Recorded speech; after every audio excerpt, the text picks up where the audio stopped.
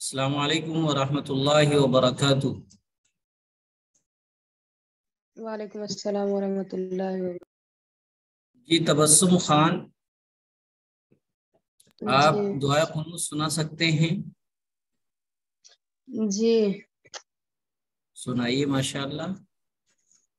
بسم اللہ الرحمن الرحیم۔ اللہم انا نستعینک و نستغفرک۔ مفتی تفسیر کے ساتھ۔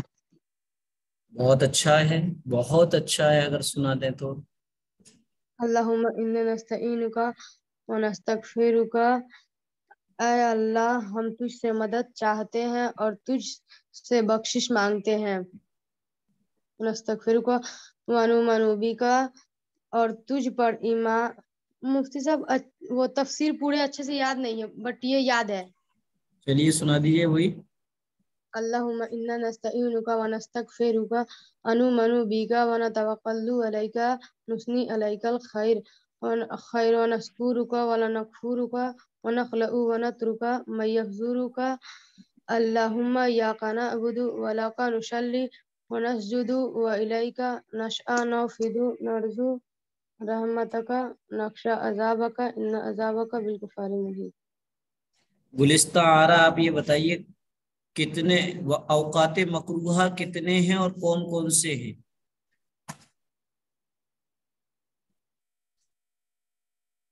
تین ہے مفتی صاحب، تین یاد ہے۔ تین ہیں؟ جی میرا سوال پھر سے سن لیجیے گا، اوقات مکروہہ کتنے ہیں اور کون کون سے؟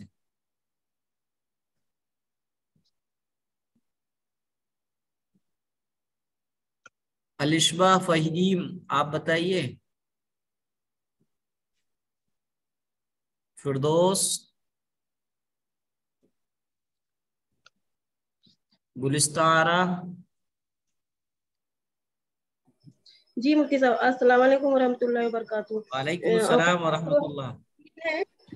پہلا سورج نکلتے وقت، جب جی فجر کی نماز ہو جاتی ہے اس کے بعد، اور سورج بالکل بیچ آسمان پر جب آ جائے تب، اور تیسرا سورج میں جب پیلا پن آ جاتا ہے عصر کی نماز کے بعد اور مغرب سے کچھ پہلے۔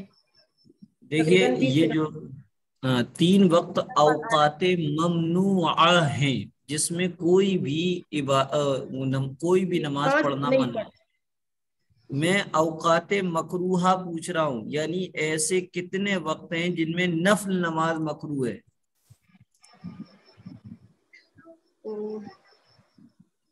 میں نے دو وقت بتائے تھے اوقات مکروہہ۔ یہ ایک تو فجر، نہیں فجر کا وقت، فجر کی نماز کا پورا وقت جس میں فجر کی سنت کے علاوہ اور کوئی سنت اور نفل نماز نہیں ہے۔ عصر کے بعد مغرب تک کوئی سنت اور نفل نماز نہیں ہے۔ سمجھ میں آ گیا؟ جی جی اچھا یہ بتائیے گا، نماز میں قرآن شریف دیکھ کر پڑھنے کیسا ہے؟ اگر کسی نے پڑھ لیا 5 سورہ 24 سورہ 16 سورہ کو دیکھ کر، یا کہیں لکھا ہوا پڑھ لیا، یا قرآن ہاتھ میں لے کر، ٹوٹ جی جاتی ہے۔ نماز ٹوٹ جاتی ہے۔ ماشاء اللہ۔ اب یہ بتائیے نماز کے مفسدات کن چیزوں کو کہتے ہیں؟ نماز کی حالات میں بات کرنا، نماز سے باہر والے کسی شخص کے دعا پہ آمین کہنا، کسی درد سے او آہ کہنا، قرآن شریف دیکھ کر پڑھنا، قرآن مجید پڑھنے میں ایسی غلطی ہو جس کے معنی کچھ کے کچھ ہو جائے، جی نماز میں ماشاء کوئی اللہ۔ ایسا کام نہ کرے، اور نماز پڑھی ہوئی نماز کے جگہ پہ نماز میں سجدے کے جگہ پہ نگاہ رکھنا۔ نگاہ رکھنا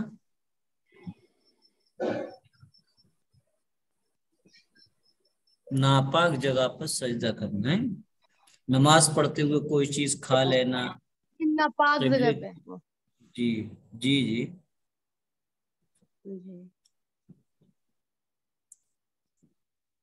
اچھا اور گلستہ آ رہا، نماز آپ بتائیے۔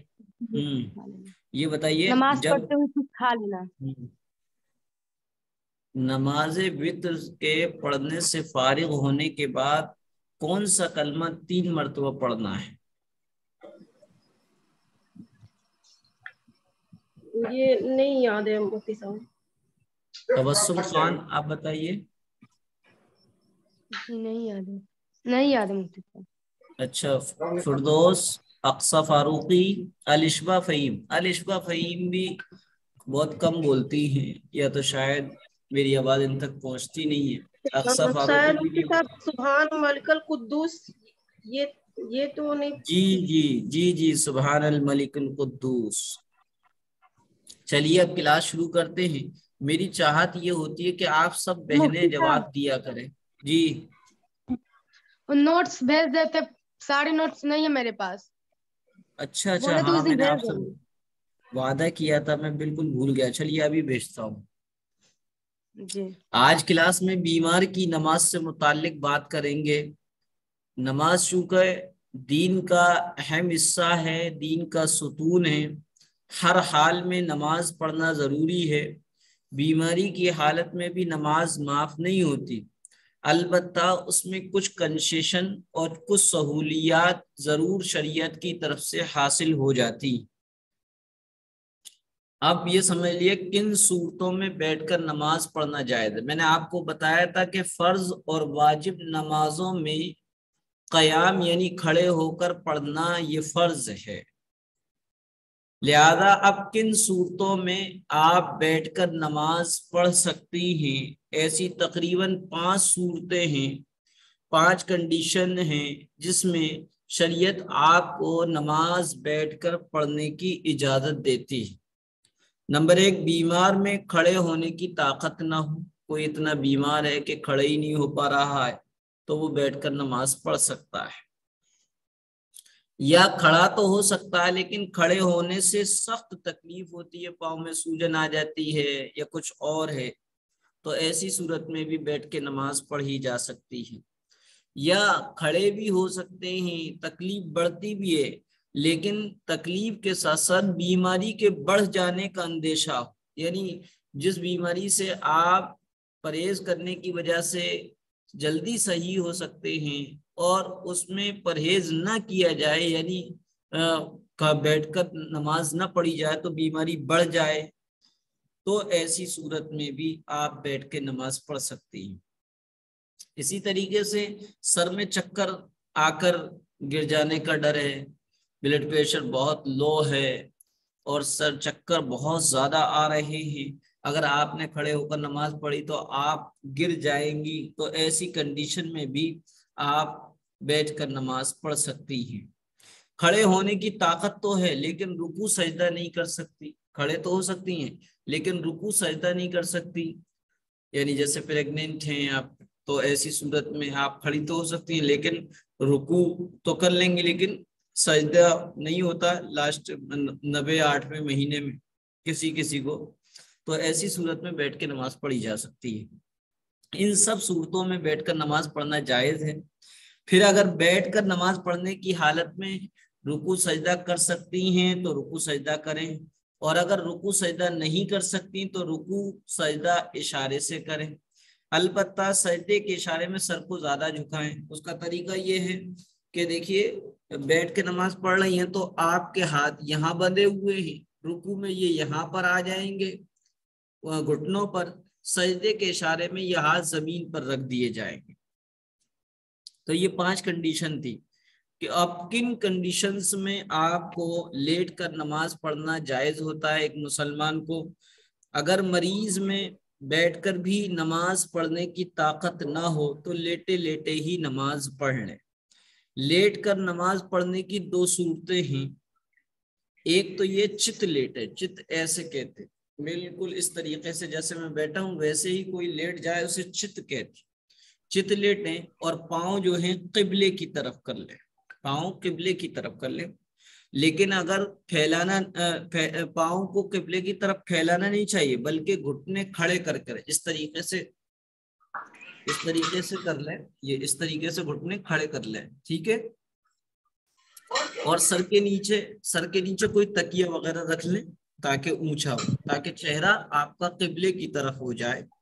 اور رکوع سجدے کے لیے سر جھکا کر اشارہ کریں، جیسے یہ رکوع کا ہو گیا، یہ بالکل سجدے کا اشارہ ہو گیا. یہ صورت افضل صورت ہے. دوسری صورت یہ ہے کہ کروٹ پر لیٹ جائے، کروٹ پر لیٹ کر چہرہ قبلے کی طرف اور پورا اتر دکھن آپ کا سر ہوگا اور جو ہے پیر. تو ایسی صورت میں کروٹ پر لیٹ کر چہرہ قبلے کی طرف کر لیں، اور کروٹ میں بھی دائیں کروٹ پر لیٹنا افضل ہے. لیکن اگر جب لیٹ کر سر سے اشارہ بھی نہ کر سکے، جیسے قومے وغیرہ میں چلے گئے یا ICU وغیرہ میں ہیں، خدا نہ کرے، اللہ بڑی بیماریوں سے ہم سب کی حفاظت فرمائے، جب لیٹ کر سر سے اشارہ کر بھی نہ کر سکے تو ایسی صورت میں نماز مؤخر ہو جائے گی، یعنی جتنی دیر تک نماز نہیں پڑھنا ہے. پھر اگر ایک رات ایک دن یا بیہوشی ہو گئی، کسی کو اس قدر بیہوشی آ گئی، تو ایک دن رات یعنی 5 نمازوں سے زیادہ اس کی یہ کنڈیشن، اس کی یہی حالت رہی، تو چھوٹی ہوئی نمازوں کی قضا بھی اس کے ذمے نہیں ہے. صحیح ہونے کے بعد چھوٹی ہوئی نمازوں کی قضا نہیں کرنی. اور اگر بیہوشی میں یا قومے میں یا کسی اور بیماری میں ایک دن ایک رات یا اس سے کم میں سر سے اشارہ کرنے کی طاقت آ گئی تو چھوٹی ہوئی نمازوں کی قضا کرنی پڑے گی. تو سمجھ گئے آپ؟ یعنی کہ کوئی بیماری ایسی آ گئی کہ سر سے بھی اشارہ نہیں کر سکتے، تو ایسی صورت میں نماز معاف ہو جاتی ہے. لیکن اگر یہ حالت 5 نمازوں تک رہتی ہے یا 5 نمازوں سے زیادہ رہتی ہے، تو ایسی صورت میں صحیح ہونے کے بعد ان نمازوں کی قضا نہیں ہے. اور اگر یہ حالت سر سے اشارہ نہ کرنے کی یہ حالت 5 نمازوں سے کم رہتی ہے، یعنی ایک دن ایک رات سے کم رہتی ہے، تو ایسی صورت میں صحیح ہونے کے بعد وہ نمازوں کی قضا کرنی پڑے گی. یہ تو نمازوں کے بارے میں ہو گیا. اب آتے ہیں گھر میں موت ہو جانے کا بیان. یعنی جیسے گھر میں، یہ تو موت تو ایک اٹل حقیقت ہے. دنیا میں اللہ کو نہ ماننے والے مل جائیں گے، لیکن کوئی بندہ ایسا نہیں ملے گا جو موت کا انکار کرتا ہو. موت کا اقرار تو سب کو کرنا ہے، سب کو موت آنی ہے. کل نفس ذائقۃ الموت، ہر ایک کو موت کا مزہ چکھنا ہے. لیکن ہمارے آس پاس جتنے لوگ رہتے ہیں ان کی حالت بگڑتی ہے. تو جب کسی عورت پر موت کے آثار اور نشانیاں اور علامتیں ظاہر ہونے لگے، اور موت کے آثار اور علامتیں اور نشانیاں کیا ہیں؟ یعنی اس کے دونوں قدم ڈھیلے ہو جائیں، ناک جو ہے ٹیڑھی ہو جائے، کن پٹیاں یہ دب جائیں، اور سانس جلدی آنے لگے، چلنے لگے، تو اب چاہیے کہ اس کو داہنی کروٹ پر قبلہ رخ لٹائے. اور مستحب یہ ہے کہ کلمہ شہادت یا کلمہ طیبہ کی تلقین اس طرح کرے کہ کوئی نیک عورت اس کے پاس بلند آواز سے بار بار یہ کہے، اشہد ان لا الہ الا اللہ واشہد ان محمدن عبدہ ورسولہ، تاکہ سن کر وہ بھی پڑھ لے. لیکن اس کو پڑھنے کے لیے اصرار نہ کرے، ضد نہ کرے، اس لیے کہ وہ اپنی تکلیف میں مبتلا ہے. اگر وہ ایک بار پڑھ لے تو تلقین کرنے والی، کلمہ پڑھنے والی چپ ہو جائے. لیکن اگر موت کے آثار جس عورت پر آئے ہیں اس نے کلمہ پڑھنے کے بعد کوئی دنیاوی بات کر لی تو پھر اس کو تلقین کریں. اور مستحب یہ ہے کہ اس کے پاس بیٹھ کر سورہ یاسین پڑھی جائے، خوشبو رکھی جائے، اور نیک اور متقی عورتیں اس کے پاس موجود ہوں. اب یہ سمجھ لیجیے، ہم لوگ فلمیں دیکھ کر، سیریل اور ناٹک دیکھ کر اس قدر دین کو غلط سمجھ بیٹھے ہیں کہ ہم یہ چاہتے ہیں ایمان کی حالت پر موت یا کلمے والی موت، ہم اس موت کو کہتے ہیں جو کیا ہے، اشہد ان لا الہ الا اللہ اس طریقے سے کلمہ پڑھتے پڑھتے موت ہو تو ہم اس کو سمجھتے ہیں کہ یہ ہے بہت خوش نصیب اور بہت اچھی موت. ایسا کچھ نہیں، بلکہ حدیث میں من کان آخر کلامہ لا الہ الا اللہ دخل الجنہ، جس کی زبان سے نکلنے والی بات آخری بات لا الہ الا اللہ ہو وہ جنت میں داخل ہوگا. تو مقصد یہ کہ کلمہ پڑھنے کے بعد اس نے دنیا کی بات نہ کی ہو تو یہ بھی پھر اس پر موت، پھر وہ اس کی روح نکل جائے تو یہی کہا جائے گا یہ کلمے والی موت ہے، یہ ایمان والی موت ہے. یہ جو ہم کہتے ہیں کہ پڑھاتے رہتے ہیں یہ غلط ہے، بلکہ پڑھانا تو کسی بھی صورت میں درست نہیں ہے، بلکہ اس شخص کے پاس جس کے اوپر موت کی علامتیں ظاہر ہو گئی ہیں اس کے پاس بیٹھ کر پڑھنا چاہیے تاکہ وہ سن کر پڑھنے لگے. پھر اگر وہ پڑھ لے تو سب خاموش ہو جائے، اور اگر نہ پڑھے یا پڑھ لینے کے بعد وہ پھر دنیا کی کوئی بات کرے تو دوبارہ تلقین کرنا چاہیے. اسی طریقے سے بعض علاقوں میں نے دیکھا کہ کسی کے انتقال ہو جانے پر عورتیں یعنی کیا گیت سا گاتی ہیں، پہلا کلمہ طیب نور اور منزل ہے دور، اس طریقے سے لا الہ الا اللہ یہ گاتی ہیں، یہ قطعاً درست نہیں ہے. پھر جب موت روح نکل جائے، موت واقع ہو جائے تو یہ دعا پڑھیں انا للہ و انا الیہ راجعون. اس دعا کے سلسلے میں ہمارے یہاں پر یہ تاثر ہوتا ہے کہ یہ صرف اور صرف انتقال کے وقت یا کسی کے مرنے کی خبر سنی جاتی ہے جب ہی یہ دعا پڑھی جاتی ہے. یہ غلط فہمی ہے. پیارے آقا نے فرمایا اگر تمہیں معمولی سی بھی کوئی ناگوار چیز پیش آئے، معمولی سا بھی تمہیں نقصان ہو جائے تو تم اگر یہ دعا پڑھ لو انا للہ و انا الیہ راجعون تو اللہ تعالی تمہیں اس سے بہتر بدلہ عطا فرمائے گا. لہذا انا للہ و انا الیہ راجعون یہ دعا پڑھنا گویا کہ اس بات کا اقرار ہے کہ ہم اللہ کے لیے ہیں اور میں اللہ کے لیے ہوں اور بے شک اللہ ہی کی طرف لوٹ کر جانا ہے. پھر یہ دعا پڑھیں اللہم اجرنی فی مصیبتی وخلف لی خیرا منہا، اللہم اجرنی فی مصیبتی وخلف لی خیرا منہا.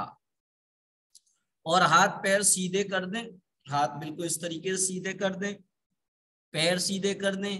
پھر کپڑے کی ایک دھجی یا کپڑے کی ایک پٹی سے اس کی ٹھوڑی کے نیچے سے یہاں سے لے کر یہاں پر سر پر سے باندھ دیں تاکہ منہ کھلا نہ رہے، اور دونوں پیر کے انگوٹھے ایک دوسرے سے باندھ دیں تاکہ ٹانگیں پھیلنے نہ پائیں، اور نرمی سے آنکھ بند کر دیں. اس طریقے سے آنکھ بند کر دیں، اور آنکھ بند کرتے وقت یہ دعا پڑھیں بسم اللہ وعلی ملت رسول اللہ اللہم یسرہ علیہ امرہ وسہل علیہ ما بعدہ واسعدہ بلقائک واجعل ما خرج الیہ خیرا مما خرج عنہ.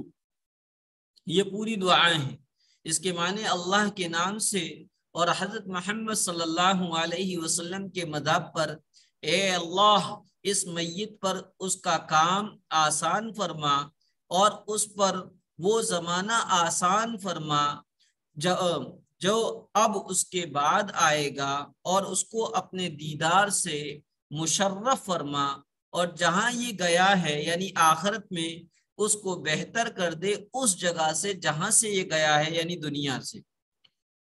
پھر اس کے بعد ایک چادر اڑا دیں اور چارپائی یا چوکی پر رکھ دیں، زمین پر نہ چھوڑیں، یا بیڈ وغیرہ پہ بھی رکھ سکتے ہیں. پھر اس کے رشتہ دار اور دوست و احباب کو خبر کر دیں تاکہ اس کی نماز میں زیادہ سے زیادہ افراد شریک ہوں اور اس کے لیے دعا کریں اور تجہیز و تکفین میں جلدی کریں. میت کو غسل دینے سے پہلے میت کے قریب قرآن کریم پڑھنا منع ہے. اسی طریقے سے وہ عورتیں جن کو حیض و نفاس ہیں جو اس وقت نماز نہیں پڑھ رہی ہیں وہ عورتیں بھی میت کے قریب نہ جائیں۔ یہ تھا میت کے حالات، جب موت کے آثار طاری ہو جائے تو اس وقت ہمیں دینی اعتبار سے یہ کام کرنے۔ اور آپ کو بیماری کی نماز کے بارے میں بتایا۔ اب میت کو نہلانے اور کفنانے کے بارے میں آپ کو بتایا جائے گا، لیکن اس سے پہلے میں یہ چاہوں گا ایم قاسمی صاحب کے چینل پر ہی میری ویڈیو ڈلی ہے جس میں نے میت کو نہلانے اور کفنانے کا طریقہ بتایا ہے۔ شاید آپ کی نظر سے وہ ویڈیو گزری ہو، اگر نہیں گزری ہے تو جو ہے آپ اس کو دیکھ لیجئے گا۔ دوسری بات عرض یہ کرنی ہے کہ عورت کو عورت ہی غسل دے سکتی ہے، کوئی دوسرے مرد نہیں دے سکتا۔ اسی طرح مرد کا انتقال ہو جائے تو اس کو غسل جو ہے اس کے مرد ہی دے سکتے ہیں۔ اگر مرد نہ ہو، کسی بھی وجہ سے کوئی مرد اس کو غسل دلانے والا نہ ہو، تو ایسی صورت میں بیوی اپنے شوہر کی ڈیڈ باڈی کو جو ہے غسل دے سکتی ہے۔ اس میں مسئلہ یہ ہے کہ بعض لوگوں نے یہ کہتے ہیں کہ شوہر بھی اپنی بیوی کو اگر مر جائے تو اس کو غسل دے سکتی ہیں، اور اس کے بارے میں حضرت فاطمہ اور حضرت علی والی حدیث کا حوالہ دیتے ہیں۔ حالانکہ وہ حدیث میں جو ہے کہ حضرت فاطمہ کو حضرت علی رضی اللہ تعالی عنہ نے غسل دیا، اس کا جواب یہ کہ حضرت فاطمہ پہلے سے ہی غسل کر لیا تھا، ان کو اپنا احساس ہو گیا تھا، اور ہر بندے کو یہ احساس ہو جاتا ہے دنیا سے جاتے وقت، اس کو یہ احساس ہوتا ہے کہ اب میرا دنیا سے وقت بہت قریب ہی ہے۔ تو ایک تو جواب یہ کہ وہ پہلے سے ہی غسل ان کو دیا گیا تھا۔ دوسرا جواب یہ ہے کہ اس حدیث میں جو ہے حضرت علی رضی اللہ تعالیٰ عنہ نے غسل دیا، اس سے مراد غسل نہیں بلکہ غسل کا انتظام فرمایا ہے۔ اچھا، شوہر اپنی بیوی کو نہیں دے سکتا، دیکھ سکتا ہے، چھو نہیں سکتا، کیونکہ نکاح فوراً ختم ہو گیا، دنیاوی اعتبار سے نکاح ختم ہو گیا، اب وہ اس کے لیے اجنبی ہو گئی۔ دیکھ نہیں سکتا، دیکھ سکتا ہے، چھو نہیں سکتا، کاندھا بھی دے سکتا ہے۔ اور اسی طریقے سے اگر شوہر مر جائے تو بیوی غسل دے سکتی ہے بدرجہ مجبوری، کیونکہ وہ عورت عدت میں بیٹھتی ہے، اور من وجن وہ گویا کہ ابھی اس کا نکاح دنیاوی اعتبار سے باقی ہے۔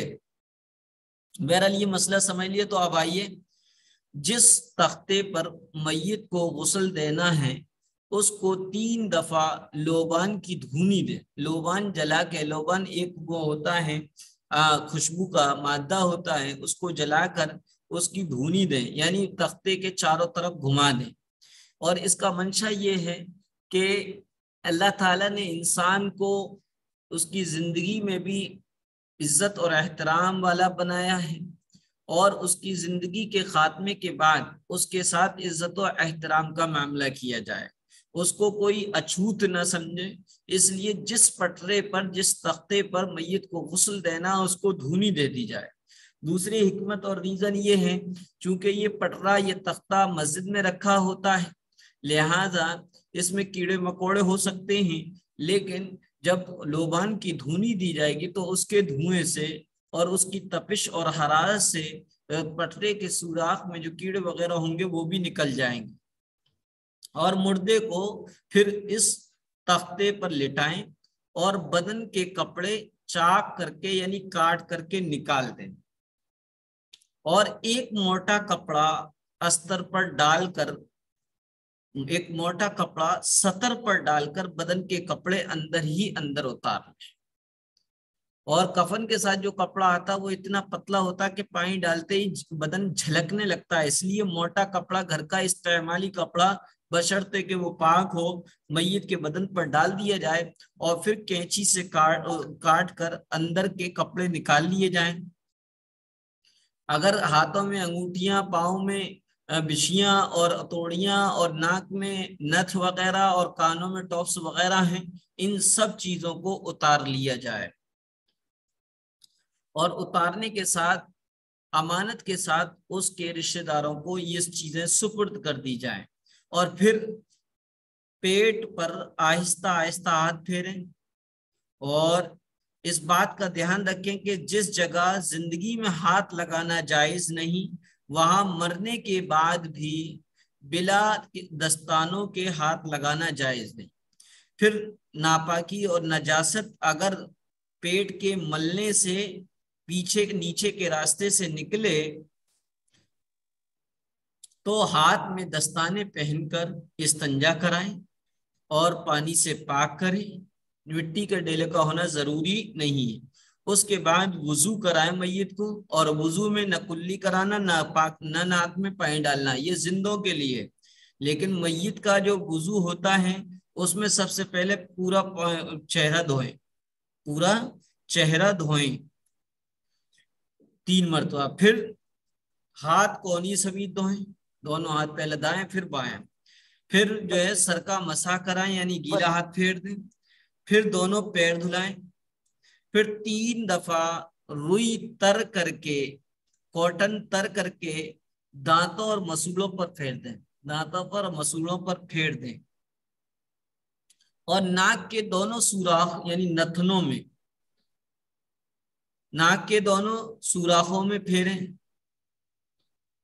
تو یہ بھی جائز ہے۔ خاص کر میت کا انتقال حیض یا نفاس کی حالت میں ہوا ہو تو اس طرح منہ اور ناک میں کاٹن کے ذریعے پانی پہنچانے کا خوب اہتمام کریں، اور ناک اور منہ اور کانوں میں پھر اس کے بعد سوکھی کاٹن رکھ دیں تاکہ وضو کراتے اور نہلاتے وقت پانی اندر نہ جائے۔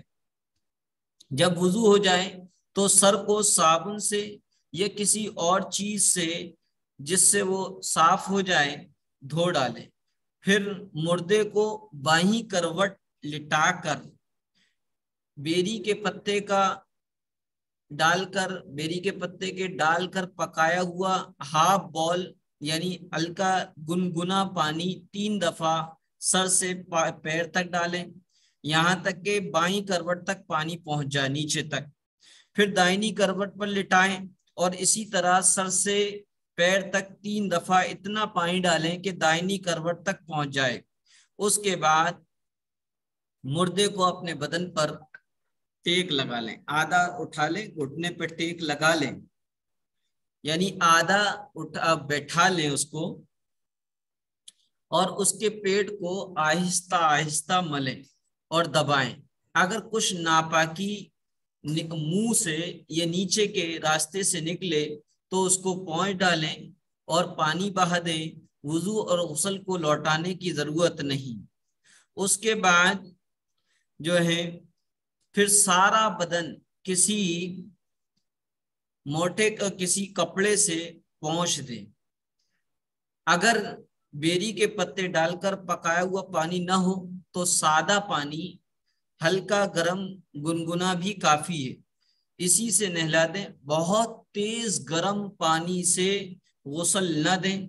نہلانے کا جو طریقہ میں نے بیان کیا ہے وہ سنت ہے۔ اگر کوئی اس طرح نہ نہلائے بلکہ ایک ہی دفعہ میں سارے بدن پر کو ڈھو ڈالے اور بدن پر پانی ڈال دے تب بھی فرض ادا ہو جائے گا۔ جب میت کو نہلا چکے تو سر پر عطر لگا دیں اور پیشانی، ناک، دونوں ہتھیلیوں، دونوں گھٹنوں اور دونوں پاؤں پر کافور مل دیں۔ بعض لوگ کفن پر بھی عطر لگا دیتے ہیں اور عطر کے پھائے یعنی کاٹن میں عطر لگا کر کان میں رکھ دیتے ہیں۔ یہ سب نادانی ہے، جہالت کی بات ہے۔ جتنا شریعت میں آیا ہے اتنا ہی کرنا چاہیے، اس سے زیادہ نہیں کرنا چاہیے۔ اسی طریقے سے بعض علاقوں میں میت کے بالوں میں کنگھی کی جاتی ہے، چوٹی باندھی جاتی ہے، یہ بھی غلط ہے۔ بالوں میں کنگھی نہ کریں، نہ ناخون کاٹیں اور نہ ہی کہیں کے بال کاٹیں، سب اسی طرح رہنے دیں، چاہے وہ بال 40 دن سے زیادہ ہی کیوں نہ ہو۔ بہتر یہ کہ میت کا رشتہ دار غسل دے، ورنہ کوئی دیندار نیک عورت غسل دے، کیونکہ دیندار نیک عورت غسل دے گی یا کوئی رشتہ دار غسل دے گی تو ایسی صورت میں میت کے اندر کوئی چینجنگ ہوگی تو وہ اس کا تذکرہ نہیں کرے گی۔ اگر شوہر کا انتقال ہو گیا تو بیوی کا اپنے شوہر کو نلانا اور کفنانا درست ہے، جیسے میں نے بتایا، اور اگر بیوی وفات پا گئی ہو تو شوہر کو اپنی بیوی کا بدن چھونا اور ہاتھ لگانا درست نہیں، البتہ دیکھنا اور کپڑے کے اوپر سے ہاتھ لگانا درست ہے۔ اگر نہلانے میں کوئی عیب دیکھیں، چہرہ کالا پڑ گیا یا باڈی سے بدبو آ رہی ہے یا جوئیں پڑ گئی ہیں تو کسی سے نہ کہیں۔ اگر خدا نخواستے موت سے اس کا چہرہ بگڑ گیا یا کالا ہو گیا یا جوئیں پڑ گئی تو یہ بھی نہ کہے اور اس کا چرچا بالکل نہ کرے، یہ سب ناجائز ہیں، کیونکہ پیارے آقا نے فرمایا من ستر مسلمن سترہ اللہ یوم القیامہ، جو دنیا میں کسی مسلمان کا عیب چھپاتا ہے اللہ تعالیٰ حشر کے دن اس کے عیبوں کو کی پردہ پوشی کرے گا۔ غسل دینے والے کو بعد میں غسل کرنا مستحب ہے، یعنی غسل کریں گے تو ثواب، نہیں کریں گے تو کوئی گناہ نہیں، لیکن بعض علاقوں میں جو غسل دلانے والا ہوتا ہے اس کو وہ غسل کرنے کو ضروری سمجھتا ہے، حالانکہ غسل کرنا ضروری نہیں ہے بلکہ صرف مستحب ہے، کریں گے تو ثواب، نہیں کریں گے تو کوئی گناہ نہیں۔ یہ تو نہلانے کا بیان تھا۔ اب میت کو کفن دینے کا اور کفن پہنانے کا جو مسنون طریقہ ہے وہ انشاءاللہ نیکسٹ کلاس میں انشاءاللہ آپ کو بتاؤں گا۔ ابھی آپ کی کلاس پوری ہوئی، اگر کسی کو کوئی مسئلہ معلوم کرنا ہے تو معلوم کر لیجئے گا۔ مفتی صاحب جی مفتی صاحب، یہ جو مردے کا بال ہوتے ہیں عورت کا، جی یہ بھائی عورت کے بال جی جو بھائی مریت ہے جو پیچھے رکھنے چاہیے کہ آگے چھاتی پہ؟ اچھا، میت کے بال میں آپ کو بتاؤں گا۔ میت کے بال جو عورتوں کے ہوتے ہیں ان کو دو حصوں میں کر کے اس کو گول کر کے ان کے سینے پہ ڈالنا چاہیے۔ اچھا، سینے پہ۔ ارے ایک جو مفتی صاحب جو نکلی جو جواڑا لگا ہوا ہوتا ہے، یہ ان کو نکالنا چاہیے؟ ہاں، نکلی جواڑے دو طریقے سے ہوتے ہیں، ایک تو یہ کہ اس کے نکالنے سے وہ نکالا جا سکتا ہے، پوسیبل ہے اس کا نکالنا، اور اس کو نکالنے سے انسان کو اپنی زندگی میں کوئی تکلیف نہیں ہوتی، تو ایسے مسوڑے اور جواڑے کو نکال دینا چاہیے۔ اور کچھ دانت اور مسوڑے ایسے لگتے ہیں جو فٹ ہو جاتے ہیں، وہ نکالنے سے نہیں نکل سکتے ہیں، تو ایسے جواڑے کو نہیں نکالنا چاہیے، ویسے ہی لگے رہنے دینا چاہیے۔ یہی مسئلہ پوچھنا تھا۔ جی، اور کچھ بہن؟